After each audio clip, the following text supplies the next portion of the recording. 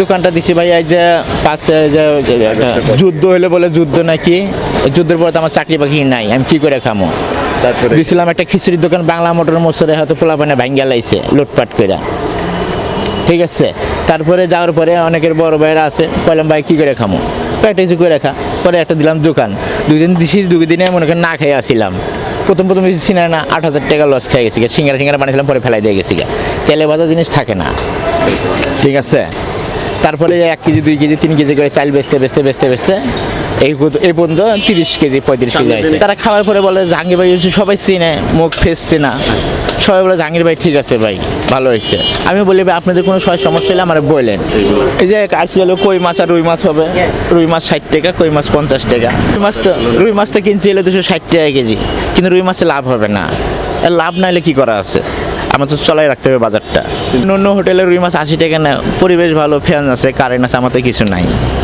আমার এখানে রান্নাটাই ভালো, পরিবেশনটা ভালো, মানটাও ভালো, রেটটা কম। এখানে বললাম না ড্রাইভার আছে, প্রাইভেটের ড্রাইভার আছে, অনেক ভদ্রলোক বসে পড়ে, যখন থেকে খাওয়া দাওয়াটা ভালো, মান ভালো, তখন না জাহাঙ্গীর ভাই ঠিক আছে, এটাই তো ভালো।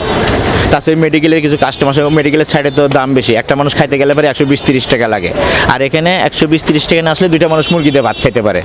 আমার এখানে চাউল যাচ্ছে 30-35 কেজি, এখানে আছে আমরা 3-4 জন। আমার কিন্তু পানিটাই বেশি, খরচটা বেশি পড়ে যায়, আমার পানিটা নিয়ে আসতে হবে বাংলা মোটর থেকে, ওইখানে আমার 1000 টাকা খরচ হয়ে যায়, হাত মুখ দিয়ে খাইলে যে ফেলাই দেয়। হ্যাঁ পানি ফ্রি, আমার কাছে পানি ফ্রি, পাতলা ডাইল ফ্রি, স্যুপটা আছে না আমার ভর্তার লোকে যে রাশিয়ান স্যুপটা খায়, এটা পুরাটাই ফ্রি। অনেকে তো যে রাশিয়ান স্যুপ দিয়ে খায় চলে যায়, তখন আমি 10 টাকা নেই, তাকে আমার এটা তো ভাত খাই 10 টাকা। হ্যাঁ, মানে যদি রাশিয়ান কোনো ভর্তা মতো যদি কিছু না খায়, দেখা যাচ্ছে 2 প্লেট ভাত খাইলো, রিস্কাওয়ালা টাকা নাই, রাশিয়ান স্যুপ দিয়ে যদি খায় তাহলে 30 টাকা নেবো।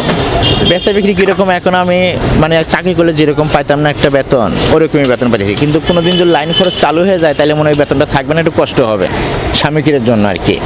আর এবং আমার এখানে তো আল্লাহ দিলে অনেক দূরে থেকে পুরান কাস্টমার আছে, আমি 15 বছর ধরে চাকরি করছি এই জায়গায়। আমি ভাই রিক্সাওয়ালা। আমার বিল আসছে এখন মনে হয় 100 টাকার মতো আসছে। ওই যে কিটা বেগুন ভর্তা, তারপর হচ্ছে আপনার শুটকির ভর্তা দিল, আর মুরগির গোস্ত আর ভাত। রিক্সাওয়ালার থেকে 10 টাকা নেই। 10 টাকা নেই ভাইয়া, খুব উন্নত মানের চাল খাওয়ায়, খুবই ভালো, রান্না বান্না খুবই সুস্বাদু। প্রতিদিন কি আসা হয় এখানে? প্রতিদিন আসা হয় না, ভাড়া নিয়ে আসা হলে তাহলে এখানে খেতে হয়, ভাড়া নিয়ে আসলে তাও এখানে খাই। তো পাশ থেকে আসলাম, আমার রিক্সা হলো মোহাম্মদপুরের। খাওয়া খারাপ না, ভালো, প্রতিদিন আসি।